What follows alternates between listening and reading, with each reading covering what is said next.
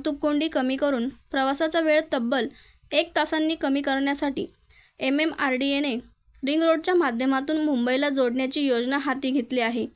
पुढील 5 वर्षात शहरातील वाहतूक समस्या कमी करणे आणि प्रवासाच्या वेळा कमी करणे हे या रिंग रोडचे उद्दिष्ट आहे. MMRDAने या रिंग रोडसाठी 58,000 कोटी रुपये मंजूर केलेत. या योजनेतून 90 किलोमीटरपेक्षा जास्त लांबीचे रस्ते, पूल आणि बोगदे बांधले जाणार आहेत. हे सर्व रस्ते मुंबई शहराला बाहेरील बाजूंनी जोडतील आणि मुंबई उपनगराला देखील मोठी कनेक्टिव्हिटी मिळेल. रिंग रोडमुळेच उत्तरेकडे गुजरात आणि दक्षिणेकडे कोकण आणि पश्चिम महाराष्ट्रापर्यंतचा मुंबईकरांचा प्रवास सुलभ होणार आहे.